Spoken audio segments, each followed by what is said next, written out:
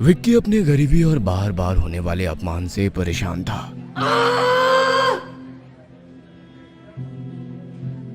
ये क्या है विक्की? ये तो बस सस्ता सा गुलाब है। नताशा के दोस्त ठहाके लगाते हैं विक्की को शर्मिंदा करते हुए। अरे वाह, गरीबों का राजा ने अपनी रानी के लिए क्या भेंट ला दी है। विक्की, क्या तुमने सोचा था कि मैं तुम्हारे जैसे गरीब लड़के के सस्ते तोहफे से खुश हो जाऊंगी? मुझे तो ऐसे तोहफे चाहिए जो मेरी सुंदरता के बराबर हो, समझे? नताशा, मैं तुम्हें खुश करना चाहता था। अपमानजनक लहजे में नताशा विक्की से कहती है। खुश करना? तुम मुझे ऐसे खुश करोगे इस सस्ते गुलाब से? तुम तो खुद ही एक बोझ हो। चले जाओ यहाँ से। अरे मुंह क्या देख रहे हो? जाओ। क्या फायदा ऐसी जिंदगी का जिसमें ना पैसा है ना प्यार। आए दिन हर कोई मजाक उड़ाता है। वैसे जिंदगी से तो मौत ही अच्छी है। तभी उसके कंधे पर किसी ने हाथ रखा। विक्की चौंक गया।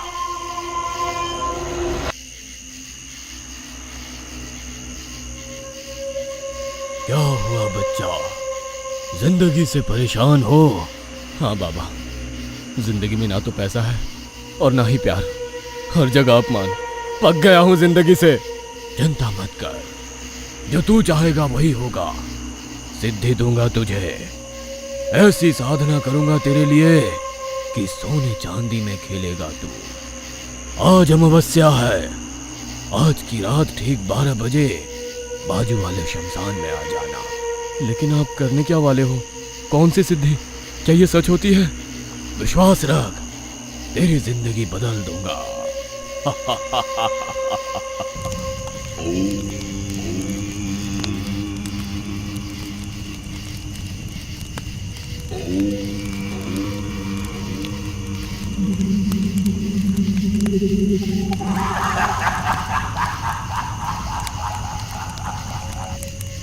आ गई तेरी कर्ण पिशाचनी, तुझे जो चाहिए ये देगी, सिर्फ इसे नाराज मत करना।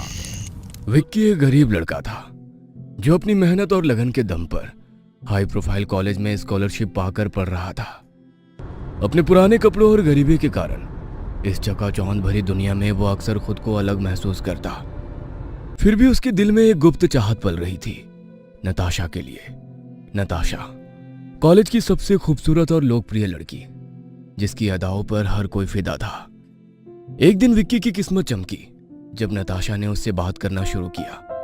पहले तो विक्की को लगा कि यह कोई सपना है, लेकिन जल्द ही उसे एहसास हुआ कि नताशा सच में उसमें दिलचस्पी ले रही है। वो साथ में समय बिताने लगे, हंसी मजाक करने लगे और विक्की को लगा कि वो आखिरकार खुश है। लेकिन खुशी ज्यादा दिन नहीं टिकी। एक दिन कॉलेज की कैंटीन में,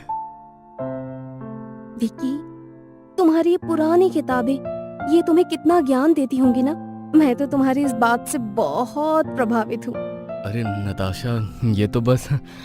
नताशा के दोस्त हंसने लगते हैं विक्की को असहज महसूस कराते हुए। अरे, हमारी ब्यूटी क्वीन को तो आखिरकार अपना ब्रेन भी मिल ही गया। अरे तुम लोग चुप करो। विक्की बहुत समझदार और मेहनती है। नताशा विक्की की तरफ देखती है। उसकी आंखों में एक अलग ही चमक थी। विक्की, मैं तुम्हारे लिए कुछ खास करना चाहती हूँ। कल कॉलेज में एक ग्रुप डेट है, तुम मेरे साथ चलोगे? हाँ बिल्कुल। पर एक छोटी सी बात है, मैं चाहती हूँ कि तुम मेरे लिए खूबसूरत तोहफा लाओ, कुछ ऐसा जो मुझे हमेशा याद रहे। अरे, ये तो बड़ी मुश्किल है विक्की के लिए। देखते हैं क्या लेकर आता है ये गरीब का औलाद। मैं जानती हूँ तुम मेरे लिए कुछ भी कर सकते हो विक्की। विक्की नताशा की आंखों में देखता है। उसे सबके सामने नताशा को निराश नहीं करना था, इसलिए हाँ बोलकर चला जाता है। दूसरे दिन कॉलेज के कैफे में विक्की नताशा से मिलने जाता है। तो विक्की, तुमने मेरे लिए क्या खूबसूरत तोहफा लिया है? नताशा, ये तुम्हारे लिए। विक्की नताशा को गुलाब देता है। वो उसे लेती है और उसे ध्यान से देखती है। फिर ये क्या है विक्की? ये तो बस एक सस्ता सा गुलाब है। नताशा के दोस्त विक्की को शर्मिंदा करते हुए। अरे वाह, गरीबों का राजा ने अपनी रानी के लिए क्या भेंट ला दी है। विक्की, क्या तुमने सोचा था कि मैं तुम्हारे जैसे गरीब लड़के के सस्ते तोहफे से खुश हो जाऊंगी? मुझे तो ऐसे तोहफे चाहिए जो मेरी सुंदरता के बराबर हो, समझे? नताशा, मैं तुम्हें खुश करना चाहता था। अपमानजनक लहजे में नताशा विक्की से कहती है, खुश करना? तुम मुझे ऐसे खुश करोगे इस सस्ते गुलाब से? तुम तो खुद ही एक बोझ हो। चले जाओ यहाँ से। अरे मुंह क्या देख रहे हो? जाओ। विक्की के आंखों में आंसू आने लगते हैं। वो अपमानित होकर वहां से निकल जाता है। चलते चलते खुद से ही बातें करता रहता है। क्या फायदा ऐसी जिंदगी का जिसमें ना पैसा है ना प्यार। आए दिन हर कोई मजाक उड़ाता है। वैसे जिंदगी से तो मौत ही अच्छी है। चलते चलते विक्की अब कॉलेज के पीछे वाले जंगल में चला जाता है और जोर जोर से रोने और चीखने लगता है, हे भगवान, मौत दे दे मुझे, नहीं जीनी ऐसी जिंदगी। तभी उसके कंधे पर किसी ने हाथ रखा। विक्की चौंक गया। उसने पीछे मुड़कर देखा तो एक भयानक दिखने वाला घोरी साधु उसके पीछे खड़ा था। क्या हुआ बच्चा, जिंदगी से परेशान हो? हाँ बाबा, जिंदगी में ना तो पैसा है और ना ही प्यार, हर जगह अपमान। पक गया हूं जिंदगी से। चिंता मत कर, जो तू चाहेगा वही होगा। सिद्धि दूंगा तुझे, ऐसी साधना करूंगा तेरे लिए कि सोने चांदी में खेलेगा तू। आज अमावस्या है, आज की रात ठीक 12 बजे बाजू वाले शमशान में आ जाना। लेकिन आप करने क्या वाले हो? कौन सी सिद्धि? क्या ये सच होती है? विश्वास रख, तेरी जिंदगी बदल दूंगा। वैसे भी इस जिंदगी में तो कुछ रखा नहीं है। ठीक है, इस बार बाबा को मिलकर देखता हूँ। रात का समय, विक्की शमशान में जाता है और देखता है अघोरी ने अपने साधना की शुरुआत कर दी थी। विक्की को देखकर अघोरी ने कहा, आ गया बच्चा, अब जैसा मैं कहता हूं वैसा तू कर। आज मैं साधना करूंगा कर्ण पिशाचने की। वो यहां आएगी और तेरी होकर रहेगी। वो तुझे सब कुछ देगी, सब कुछ। तेरे कान में लोगों के सब राज बताएगी। क्या हुआ था, क्या होने वाला है, क्या हो चुका है, सब जानती है वो। उससे मिलेंगे तुझे लोगों के राज, और वो राज तू लोगों को बताकर करोड़पति बन जाएगा। विक्की कपड़े उतारकर अघोरी के सामने बैठ जाता है और अघोरी जैसा कहता है वैसे मंत्र जाप करने लगता है। तभी एक काला धुआं उस जलती हुई आग से बाहर आता है और वो धुआं एक सुंदर लड़की में परिवर्तित हो जाता है। ले, आ गई तेरी कर्ण पिशाचनी, तुझे जो चाहिए ये देगी, सिर्फ इसे नाराज मत करना। बाबा ने कर्ण पिशाचनी तो दे दी, लेकिन पैसा कैसे निकलेगा ये नहीं बताया। तभी कर्ण पिशाचनी वहां आ जाती है और विक्की को उसके पास जो भी है, जितना भी है, सब कुछ शेयर मार्केट में लगाने बोलती है और विक्की वैसे ही करता है। देखते ही देखते विक्की का पैसा 5 से 7 गुना हो जाता है। ऐसा सिलसिला रोज चलता रहा। 10 दिन में ही विक्की के पास बहुत सारा पैसा आ गया था। आज 10 से 12 दिन के बाद विक्की कॉलेज में आया था। विक्की के पास अब पैसों की कोई कमी नहीं थी, लेकिन फिर भी उसने कॉलेज में वही पुराने कपड़े पहन रखे थे जो वो पहले पहनता था। नताशा और उसकी सहेलियों ने फिर से विक्की को देखा और उसे पार्टी में शामिल होने को कहा। दरअसल उनका इरादा विक्की को चिढ़ाने का था, इसलिए उन्होंने उससे पार्टी देने को कहा। अरे विक्की, क्या बात है यार, इतने दिनों बाद दिखाई दिया। नताशा ने बनावटी मुस्कान के साथ कहा, बस ऐसे ही, कुछ खास नहीं। विक्की ने शांत स्वर में जवाब दिया। नताशा को पता था विक्की एक गरीब भिखारी है। वो विक्की का अपमान करने का एक भी मौका गंवाना नहीं चाहती थी। उसका अपमान करने के इरादे से नताशा ने विक्की से कहा, अच्छा, आज तो पार्टी बनती है, चलो सबको ट्रीट दो। दोस्तों सुनो, आज विक्की मेरे प्यार की खातिर सबको पार्टी दे रहा है। हाँ हाँ, क्यों नहीं, हम भी तो देखे तुम्हारे पास कितना पैसा है। दूसरी सहेली ने चुटकी ली। विक्की ने कोई प्रतिक्रिया नहीं दी, लेकिन ग्रुप में से एक लड़की ने कुछ महंगा खाना ऑर्डर किया और कैफे वेटर से कहा, भैया बिल विक्की से ले लेना, आज उसी की पार्टी है। सभी जोर जोर से हंसने लगे, लेकिन विक्की के चेहरे पर कोई भाव नहीं था। वो चुपचाप खड़ा रहा, मानो कुछ हुआ ही नहीं। विक्की के इस व्यवहार से नताशा और उसकी सहेलियां हैरान थी। उन्हें उम्मीद थी कि विक्की शर्मिंदा होगा, लेकिन वो बिल्कुल शांत था। विक्की ने वेटर को बुलाया और कहा, दोस्त ये सब मेरे दोस्त हैं, हाँ। जो चाहिए उन्हें खिला देना, पेमेंट मेरे तरफ से ले लेना। ये सुनते ही सब एक दूसरे की तरफ देखने लगे। कैफे की भीड़ में से आवाज आई, इस फटीचर के पास इतने पैसे आए कहां से? विक्की का ऐसा अंदाज देखकर नताशा हैरान हो गई और विक्की का हाथ पकड़कर बोली, विक्की चलो यहाँ से, मुझे तुमसे कुछ बात करनी है। नताशा विक्की का हाथ पकड़कर कॉलेज के गार्डन में लेकर जाती है। विक्की कहाँ थे इतने दिन? कितनी फिक्र हो रही थी मुझे तुम्हारी। अगर नेक्स्ट टाइम से ऐसे बिना बोल के कहीं गायब हो जाओगे ना, तो देखना मैं तुमसे फिर कभी बात नहीं करूंगी। नताशा का ये चेंज बिहेवियर विक्की को समझ में आ रहा था, लेकिन विक्की शांत था। कुछ तो बोलो विक्की। अच्छा तुम उस दिन के लिए नाराज हो? सॉरी, वो तो ऐसे ही मजाक कर रहे थे। लेकिन ठीक है, अगर तुम्हें वैसा मजाक ठीक नहीं लगता है तो उसके लिए I am sorry, I am very sorry. आगे से ऐसा नहीं होगा। बस नताशा बस, क्यों कर रही हो तुम ये सब मेरे साथ? तुमने मेरे प्यार का मजाक उड़ाया है। सॉरी ना विक्की, प्लीज। ठीक है, लेकिन आगे से ऐसा मजाक मत करना। अच्छा विक्की, बाबू ये बताओ ना कि तुम्हारे पास इतने पैसे कहाँ से आए? शेयर मार्केट में मुझे 20 लाख का प्रॉफिट हुआ है। ये सुनकर नताशा के होश उड़ जाते हैं।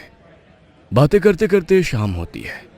विक्की अपने घर चला जाता है और नताशा अपने हॉस्टल में जाती है। नताशा अपने रूममेट से कहती है, यार सुनना, ये फटीचर विक्की के पास 20 लाख रुपए हैं। चलना कुछ प्लान बनाते हैं जिससे वो पैसे मेरे अकाउंट में आ जाएं। नताशा अपने हॉस्टल के कमरे में अपनी सहेली रिया के साथ बैठी थी। उसके चेहरे पर एक शातिर मुस्कान थी जो उसके मन में चल रही कुटिल योजनाओं की गवाही दे रही थी। रिया, मैं तुझे सच बताती हूँ, विक्की के लिए मेरा प्यार सिर्फ एक नाटक है। मैं उसे अपने जाल में फंसा रही हूँ। लेकिन नताशा, तुम तो पिछले कुछ दिनों से उसके साथ इतना प्यार से पेश आ रही थी, ये सब क्या है? अरे वो बेवकूफ मुझ पर फिदा हो गया है। उसे लगता है कि मैं सच में उससे प्यार करती हूँ, और जब वो पूरी तरह मेरे प्यार में गिर जाएगा ना, तब मैं उसका सारा पैसा हड़प लूंगी। लेकिन तुम ये कैसे करोगी? नताशा ने रिया के कान में अपनी योजना का खुलासा किया।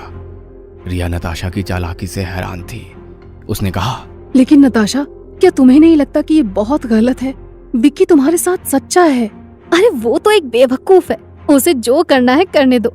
मैं बस अपने फायदे के लिए उसे इस्तेमाल कर रही हूँ, और एक बार जब मैं उसका सारा पैसा हड़प लूंगी ना, तो वो मेरे लिए किसी काम का नहीं रहेगा। नताशा और रिया दोनों हंसने लगी।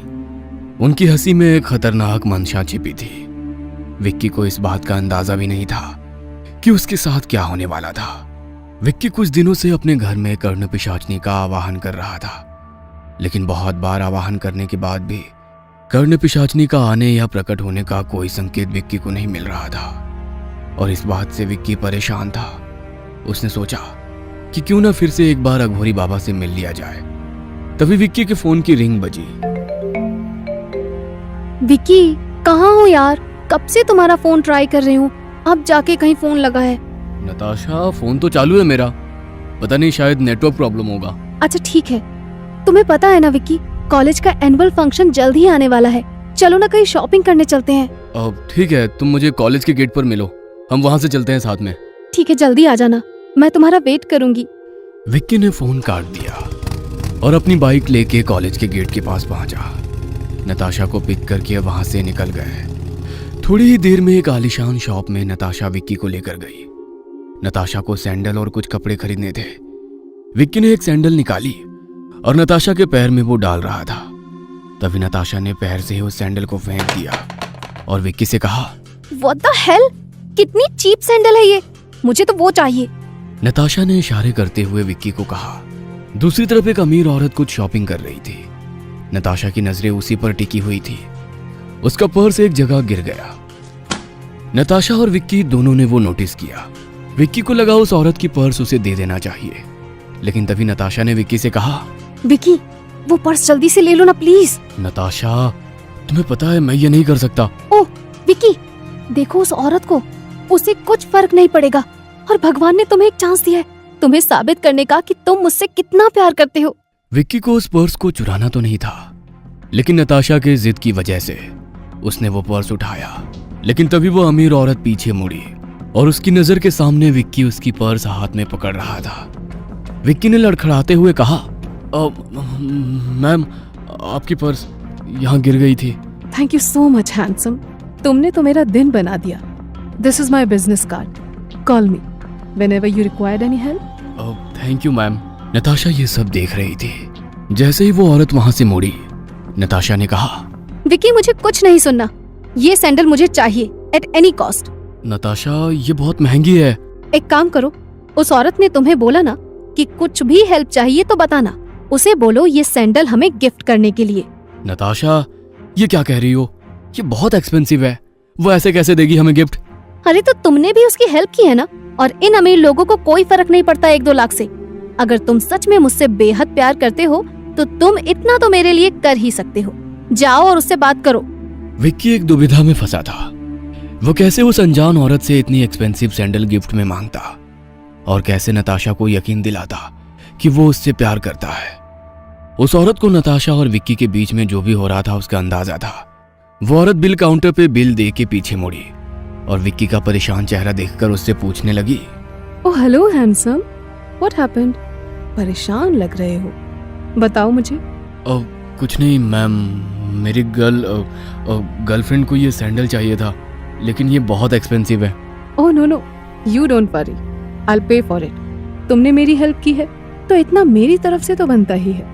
इतना कहकर उसने विक्की के नजदीक जाकर विक्की के कान में कहा, तुम्हें खुद की रिस्पेक्ट करना आना चाहिए। तुम्हारी गर्लफ्रेंड सिर्फ पैसे से प्यार करती है, तुमसे नहीं handsome. Vicky I love you Honey, मैं बहुत खुश हूँ, तुमने मेरे लिए ये कर दिखाया। तुम्हें पता है इस सैंडल की कीमत पूरे 2 लाख। आज तक तुमने पैदा होने से अभी तक इतने के कपड़े तक नहीं खरीदे होंगे। नताशा बार बार विक्की का अपमान करती थी, लेकिन विक्की उसके प्यार में इतना पागल था कि उसे नताशा के अलावा दूसरा कुछ भी दिखाई नहीं देता था। विक्की ने बाइक स्टार्ट की और नताशा को कॉलेज हॉस्टल में छोड़ने के लिए विक्की निकल पड़ा। तभी सामने से आने वाले बेलगाम ट्रक ने विक्की के बाइक को जोर से धड़म मारी। विक्की ने हेलमेट पहन रखा था तो उसे थोड़ी बहुत चोट आई, लेकिन नताशा बाइक से 20 फीट की दूरी पर बेहोश होकर पड़ी थी। यह घटना देखकर लोगों की गर्दी जमा हो गई। नताशा का नसीब अच्छा था, वहां बाजू में ही एक एम्बुलेंस खड़ी थी। लोगों ने विक्की और नताशा को उठाने में मदद की। जैसे यह खबर नताशा के दोस्तों को मिली, सिटी हॉस्पिटल वो पहुंच गए। तब तक ऑपरेशन चालू था। डॉक्टर साहब बाहर आए। उन्होंने कहा, देखिए घबराने की जरूरत नहीं है, पेशेंट को लाने में थोड़ी देर हो जाती तो प्रॉब्लम हो जाता।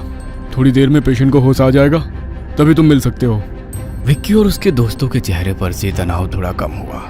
विक्की और दोस्त नताशा से मिलने अंदर गए तो नताशा होश में तो थी, लेकिन सब लोगों को बुरी तरह से बड़ी बड़ी आंखों से घूर रही थी। उसकी आंखों के नीचे ब्लैक सर्कल बन चुके थे। अब नताशा ने नजरें घुमाई थी और वो बहुत ही विचित्र तरीके से एक दीवार की तरफ देख रही थी। जैसे ही विक्की ने नताशा से पूछा, नताशा तुम ठीक तो हो? नताशा ने एकदम से विक्की की तरफ घूरते हुए देखा और चिल्ला के बोली, मैं नताशा नहीं हूँ। यह आवाज ऐसा था मानो लड़का और लड़की दोनों एक साथ बोल रहे हैं। सब लोग एक दूसरे की तरफ देखने लगे। तभी नर्स वहां आई और उसने सबको बाहर वेट करने के लिए कहा। 2 दिन बाद हॉस्पिटल से नताशा का डिस्चार्ज हुआ। विक्की और नताशा के दोस्तों ने नताशा को एक ऐसे फ्लैट में लेकर गए जहां वो आराम से रह सकती थी, लेकिन इन सब में नताशा कुछ बोल नहीं रही थी, सिर्फ एक जगह पर देख के घूरती जा रही थी। किसी को कुछ समझ नहीं आ रहा था। नताशा ये तुम्हारी टैबलेट्स हैं, डॉक्टर ने कहा है तुम जल्दी ठीक हो जाओगी। मैंने तुम्हें पहले भी बोला है, मैं नताशा नहीं हूँ। ये मेडिसिन की कोई जरूरत नहीं है, मुझे खाना दो जल्दी से। नताशा के एक दोस्त ने खाने की प्लेट नताशा के सामने रखी, लेकिन ये क्या, नताशा खाना इस तरह से खा रही थी मानो कोई जानवर खा रहा है। गुस्सैल आवाज में नताशा ने फिर से खाना मांगा। खाना दो और चाहिए। ऐसा करते करते उसने सभी लोगों का खाना खत्म कर दिया और पानी मांगने लगी। विक्की ने पानी का गिलास नताशा के हाथ में दिया। वो गिलास नताशा ने फेंक दिया और गुस्से में बोली, घड़ा दो पानी का, और पानी का घड़ा को मुंह लगाकर पानी पीने लगी। यह सब अजीब था। विक्की को समझ आ गया था कि यह सब कुछ नॉर्मल नहीं है। तभी उसे उस अघोरी की बात याद आई। विक्की ने दोस्तों से कहा, अब तुम सब यहीं रुको, मैं किसी को लेकर आता हूँ जो नताशा को ठीक करने में हमारी मदद कर सके। विक्की रुको, मैं भी आता हूँ तुम्हारे साथ।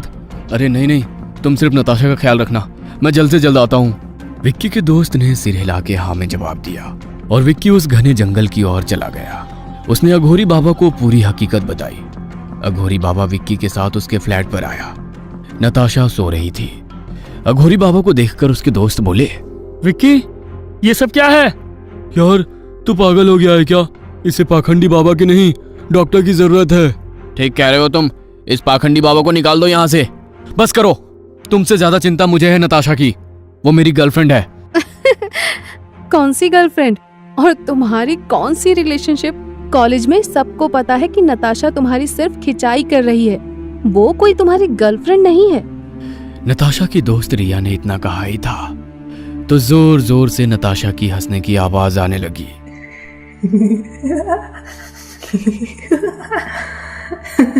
उसने अघोरी बाबा को देखकर कहा, सबको मार डालूंगी मैं। और तभी लाइट चालू बंद होना शुरू हो गए। चुप, कौन हो तुम और नताशा की शरीर में क्या कर रही हो?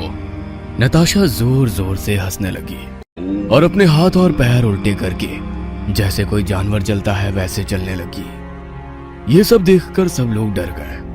चलते चलते अचानक से वो बोलने लगी, मेरा तुम कुछ उखाड़ नहीं सकते, सबको मार डालूंगी मैं, सबको। अब धीरे धीरे वो दीवार पर चढ़ रही थी। अघोरी बाबा ने अपने हाथ में राख ली और नताशा के ऊपर फूंक दी तो नताशा दीवार से नीचे गिर गई। अघोरी बाबा ने सबको कहा, इसे रस्सी से बांध दो। बोल, कौन है तू और यहां किस लिए आई है? नताशा ने अघोरी को गुस्से से देखा और नजरों से एक सीलिंग पर लटका हुआ झूमर जोर से अघोरी बाबा पर गिराया। अघोरी बाबा बाल बाल बच गए। उन्होंने एक लकड़ी की काठी से जोर से नताशा के कंधे पर प्रहार किया और फिर से पूछा, कौन हो तुम और नताशा की शरीर में क्या कर रही हो? नताशा रोने लगी और विक्की को बुलाने लगी। विक्की प्लीज मुझे बचा लो, ये पाखंडी मुझे मार रहा है, प्लीज प्लीज मुझे बचा लो प्लीज। विक्की उसकी तरफ जाने ही वाला था तो अघोरी बाबा ने उसे रोका और फिर से लाठी से एक जोरदार प्रहार नताशा पे किया और मंत्र कहकर पानी नताशा पे छिड़का। तभी नताशा ने कहा, मेरा नाम रोहिणी है और मैं इसके शरीर में नहीं आई, बल्कि ये मुझ पे लेटी थी और अब ये शरीर में नहीं छोड़ूंगी। नताशा तुम पे कैसे लेटी? सिटी हॉस्पिटल में जो बेड पर मेरी मौत हुई वहां से मेरी बॉडी तो लोग ले गए, लेकिन फिर भी मैं वहीं थी और वहीं पे नताशा को लाकर मेरी आत्मा पर अस्पताल वालों ने लिटा दिया। अब मुझे नया शरीर मिला है, इसे मैं नहीं छोड़ूंगी। अघोरी बाबा कुछ मंत्र कहकर अपने कमंडल से पानी हाथ में लेकर अघोरी बाबा नताशा पर छिड़कते हैं और बोलते हैं, छोड़ दे इसे। तभी अचानक से एक काला धुआं नताशा के शरीर से निकलकर खिड़की से बाहर चला जाता है और नताशा बेहोश होकर नीचे गिर जाती है। अघोरी बाबा पानी का छिड़काव नताशा के चेहरे पर करते हैं और नताशा को होश आ जाता है। हाँ, मैं कहाँ हूँ विक्की और तुम सब लोग यहाँ? मैं यहाँ कैसे?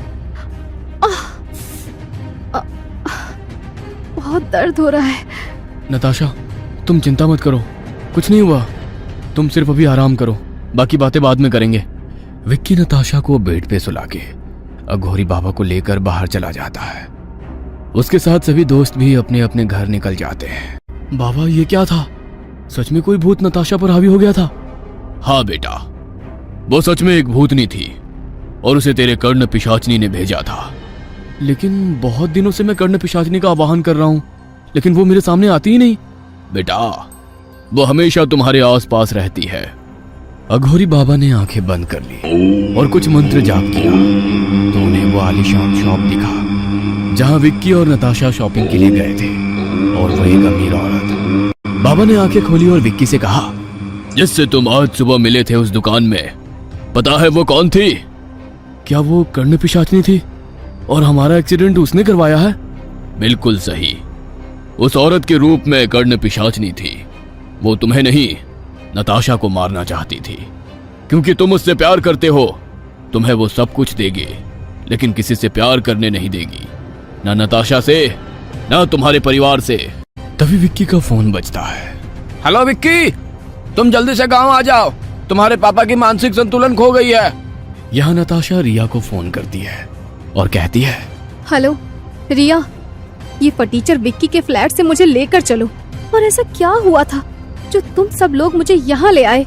अब नताशा के दोस्तों को भी समझ आ गया था कि विक्की गरीब तो जरूर है, लेकिन दोस्ती एकदम पक्की निभाता है। अब सारे नताशा के दोस्त विक्की के भी दोस्त बन गए थे। फोन रखते ही विक्की की आंखों में छलके आंसुओं ने राहुल को बिना कुछ पूछे ही सब समझा दिया था। उसने बिना देरी किए अपनी कार निकाली और विक्की के मना करने के बावजूद उसे अपने साथ गांव चलने के लिए मना लिया। इस बीच राहुल का जिगरी यार योगेश भी इस अनजान सफर में उनके साथ शामिल हो गया। विक्की की मनस्थिति चिंता से घिरी हुई थी। पिता की हालत के बारे में अनिश्चितता उसे अंदर ही अंदर खाए जा रही थी। कॉलेज और गांव के बीच की अथाह दूरी इस समय और भी लंबी लग रही थी, मानो हर एक मील उसके दिल पर एक बोझ लाद रहा हो। योगेश, जो कि विक्की की बेचैनी को भांप रहा था, उसे दिलासा देते हुए बोला, अरे यार टेंशन मत ले, हम सब तेरे साथ हैं। फिर राहुल की ओर मुड़कर उसने कहा, राहुल यार कोई गाना लगा दे, रात काफी हो गई है, नींद नहीं आएगी। विक्की ने भी राहुल की बात का समर्थन किया। हाँ यार, कुछ गाने बजा दे, हमें तो गाड़ी चलानी भी नहीं आती, सफर भी लंबी है। राहुल ने कार के म्यूजिक सिस्टम पर कुछ सुकून देने वाले गाने चला दिए, जिसकी धुनों ने कुछ देर के लिए ही सही विक्की की चिंता को हल्का कर दिया। 4-5 घंटे बीत चुके थे और अब वे घने जंगल के रास्ते पर थे। राहुल की आंखें नींद से बोझिल हो रही थी, जिसके कारण कार अनियंत्रित होकर लहराने लगी। झटके से जागते हुए उसने स्टीयरिंग संभाला, लेकिन तब तक देर हो चुकी थी। एक जोरदार धमाके के साथ कार एक विशाल पेड़ से जा टकराई। अरे ये क्या हो गया? विक्की ने घबराकर पूछा। यार नींद आ रही थी तो पहले बता देते। योगेश झुंझुलाते हुए बोला, कोई जगह रुककर आराम कर लेते, अब इस सुनसान जंगल में कौन हमारी मदद करेगा? राहुल ने अपराध बोध से भरी आवाज में कहा। हाँ, सब मेरी गलती है, मुझे नहीं आना चाहिए था तुम्हारे साथ। विक्की ने स्थिति को समझते हुए कहा, भाई अब गुस्सा करने से क्या होगा, ये सोचो कि अब क्या करें। तभी उनकी नजर सामने से आते हुए एक बूढ़े व्यक्ति पर पड़ी। उसके हाथ में एक लालटेन थी, जिसकी रोशनी में उसका चेहरा रात के अंधेरे में और भी डरावना लग रहा था। राहुल ने हिम्मत जुटाकर उस बूढ़े व्यक्ति से पूछा, बाबा क्या यहाँ आसपास कोई मैकेनिक मिलेगा? उस व्यक्ति ने लालटेन की रोशनी में उन तीनों को एक नजर देखा और बोला, बेटा इतनी रात को इस घने जंगल में मैकेनिक कहाँ से मिलेगा?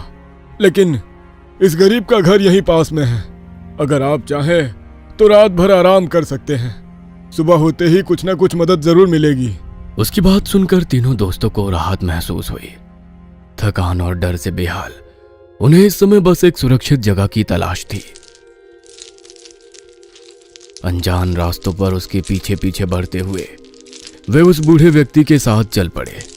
कुछ ही देर में वे उस बूढ़े व्यक्ति के घर पहुंच गए। वह घर कम और अंग्रेजों के जमाने की कोई पुरानी हवेली ज्यादा लग रही थी। विशाल लकड़ी के दरवाजे, ऊंची छतें और खिड़कियों पर लगी जंग, लोहे की सलाखें, चारों ओर एक अजीब सा सन्नाटा पसरा था, जो उस हवेली की भव्यता के साथ एक विचित्र विरोधाभास पैदा कर रहा था। हवेली के भीतर कदम रखते ही उनकी नजर एक विशाल पेंटिंग पर पड़ी, जो दीवार पर शान से लटकी हुई थी। पेंटिंग में किसी राजकुमारी की आकृति उभरी हुई थी, जिसकी आंखें मानो उन्हें घूर रही हो। जैसे ही राहुल की नजर उस पेंटिंग पर पड़ी, वह एकदम से तिरछी हो गई।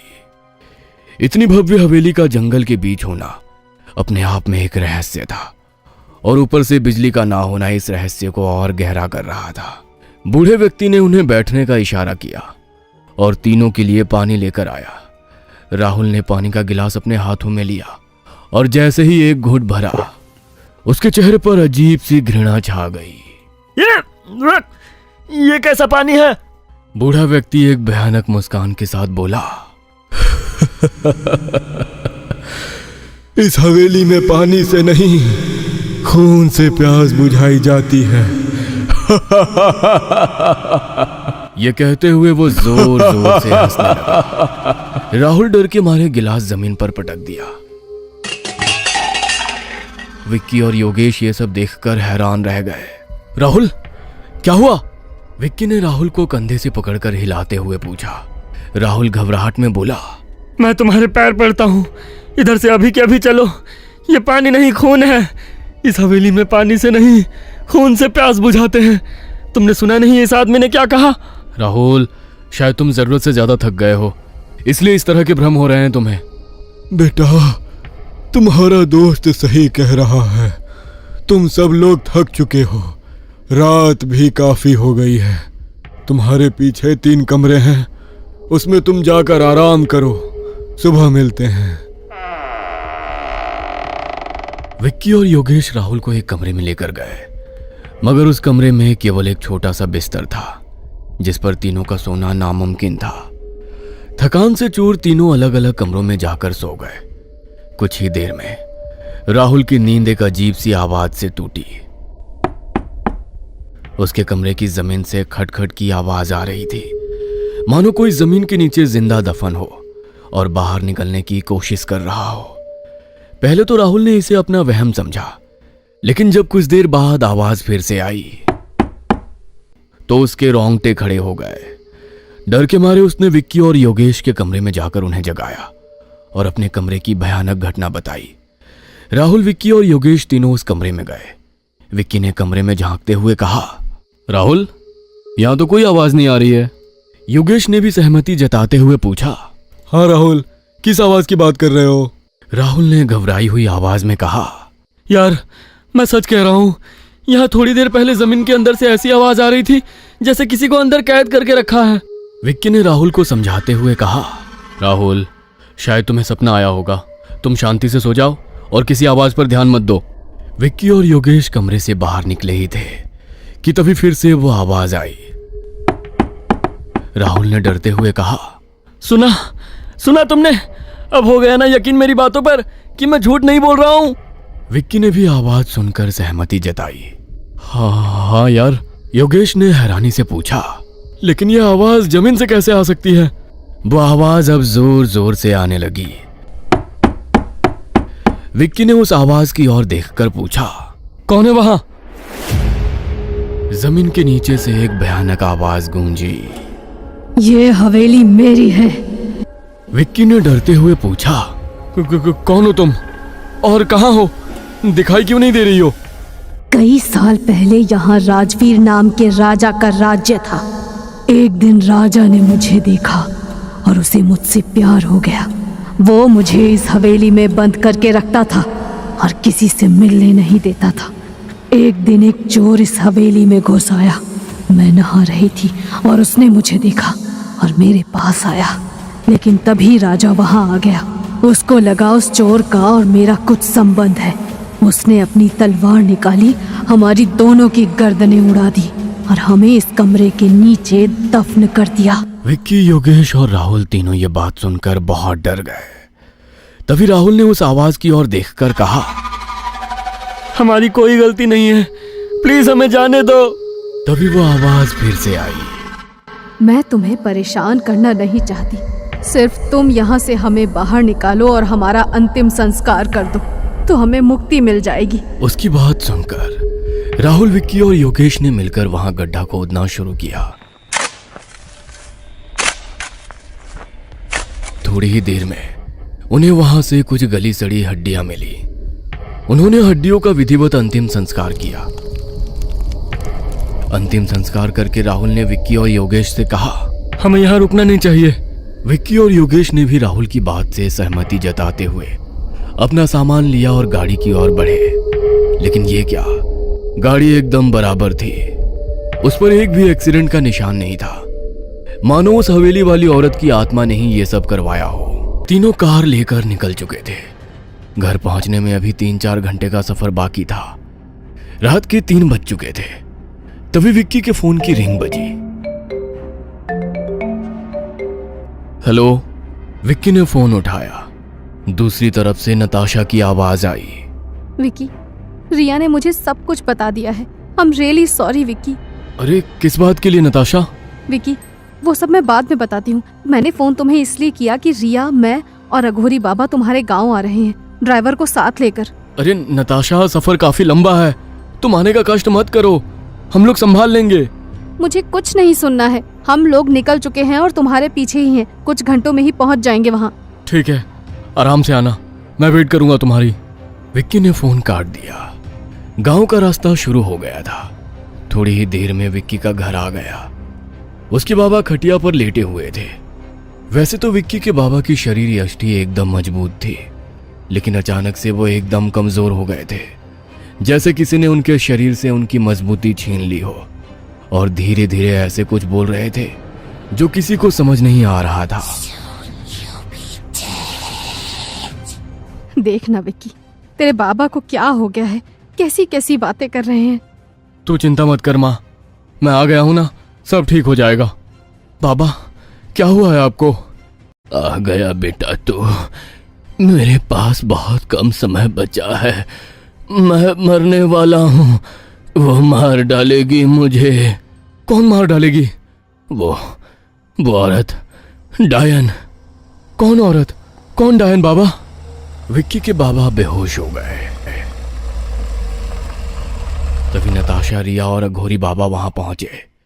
विक्की ने आप बीती अघोरी बाबा को सुनाई।